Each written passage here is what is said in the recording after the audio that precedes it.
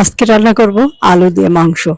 জিনিসপত্রের যে দাম তাতে কিন্তু আলু দিয়ে মাংস খাওয়ার মতোই দিন চলে এসেছে আমাদের মতো নিম্ন মধ্যবিত্ত মানুষের জন্য। তো হ্যালো ভিউয়ার্স, আসসালামু আলাইকুম। আমি নীলা আপনাদের সবাইকে ওয়েলকাম করছি নতুন আরেকটা রান্নার ভিডিওতে। আর আজকে রান্না করব আলু দিয়ে, অল্প একটু মাংস ছিল সেটা।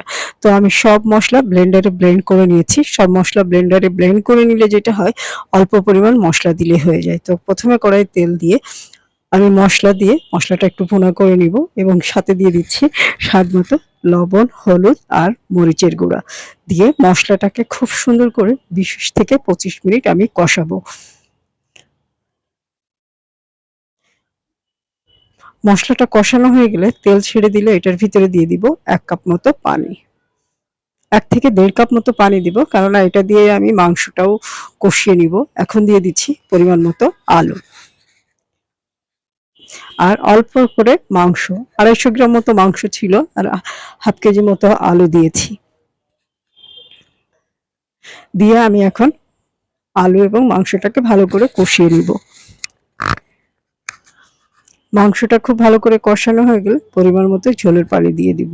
আর একটু ঝোল ঝোল রাখবো, কেননা আলুর পরিমাণ বেশি। ঝোল না রাখলে আলুটা ঝোল টেনে নিবে, যার কারণে একটু ঝোল ঝোল রাখবো। তো যেটা বলছিলাম, আমাদের মতো নিম্ন মধ্যবিত্ত মানুষের জন্য মাংস খাওয়া অনেক একটা কঠিন কাজ হয়ে গেছে। তো সেদিন অল্প করে মাংস কিনেছিলাম, সেটাকেই ২ বার করার চেষ্টা করি যে অল্প একটু মাংস হলে, ১ পিস আলু হলেই খাওয়া হয়ে যাবে। তো তার কারণে দুবারই আপনাদের সাথে রান্নাটা শেয়ার করলাম। অল্প হোক বেশি হোক, রান্নার সিস্টেম তো এক রকম ভাবে করা যায়। তো আগের দিন রান্না করেছিলাম হাতে মাখিয়ে, আজকে রান্না করলাম নরমাল ভাবেই। তো ঝোলটা গাঢ় হয়ে গেলে এটা নামানোর আগে আমি ৪ টা কাঁচামরিচ দিয়ে দিব, ৪-৫ টা।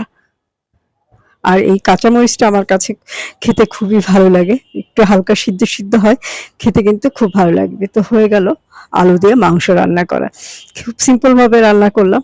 রান্নাটা খুবই মজা হয়েছিল। আর গরম ভাতের সাথে চেয়ে আমার কাছে পানি দিয়া পান্তা ভাতে খেতে বেশি মজা লাগে। ১-২ পিস আলু, ১ পিস মাংস হলে আর সাথে যদি একটু পানি দিয়া পান্তা ভাত হয়, তাহলে তো কোনো কথাই নেই। তো হয়ে গেল মাংস রান্না করা। খুব সিম্পল ভাবে রান্না করলাম। কেমন হলো জানাবেন।